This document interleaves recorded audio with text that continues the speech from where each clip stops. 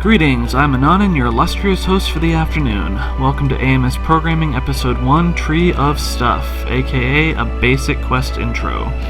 This is going to be a series of recordings for both aspiring programmers, writers, and developers regarding my experiences with my own personal game, Apocamorphosis, AMS for short, a massive text adventure created with Quest. Check it out at www.txtams.com or patreon.com/Anonynn. Anyway, so Quest is a free MIT license engine that uses C# and then Visual Basic for the interface. Data is stored as XML, and both the core of the engine and the scripts therein contain JavaScript or JQuery. Basically, it's almost like its own little coding language, and is considered an object-oriented engine.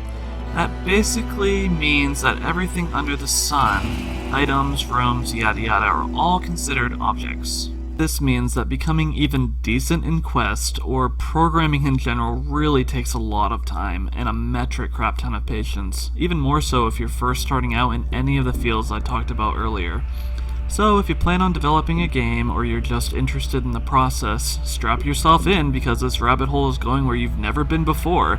Anger management classes, hooray! So in these streams, I will be demonstrating to all of you how I go about making the game, how I program certain elements and variables, what these numerous variables inevitably dictate, and I'll be talking about stuff new programmers might run into, some tips and tricks, and how to bypass any problems that you might encounter. Before I dive into it though, know now that I'm not an expert programmer by any means. I'm Quest proficient, which means that I still have a lot to learn, so if I say something wrong or I explain something in a roundabout way because I don't know any other way to do it, just let me know. I'll also be answering any questions you might have to the best of my ability, so feel free to comment as you watch the video or afterward, whatever. Getting started, the first thing you might notice is that the game is zoomed in about 15 million times. This is so you can clearly see what I'm working on as I work on it. That also means that I have to drag around the damn screen bit by bit so that you can get oriented with Quest before I start diving ass first into programming and writing. After all, you can't learn anything or follow what I'm saying if you're completely lost.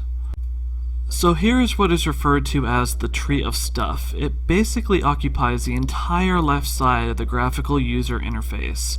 Here, every single object, room, function, turn script, timer, and the core scripts of the engine can be found. Libraries can be found here as well, but I'll probably cover all of them another time since this is just a quick rundown.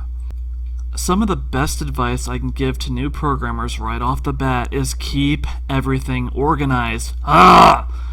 Trust me, what little time you sacrifice now for organization will save you hours upon hours of grueling, monotonous hunting, and if your game gets big enough, it'll make you want to kill yourself. Now then, in most cases you'll be using the standard user interface, but the cool thing about Quest is that while it holds your hand in some respects, you'll be able to speed things up at your own leisure with code view. For example, here's my game in code view, or minus the libraries, that is. Whoa! As you can see, there is a lot of code. So the graphical user interface is just a little something to help you stay organized if you need it, but you're very welcome to dive right into code view and leave the rest of us schmucks behind. For me, I like to do a mix of the two. Some things for me are faster in the user interface, but most things are faster in code view. So I tend to dive back and forth, especially when dealing with bigger scripts. But do whatever is most comfortable for you.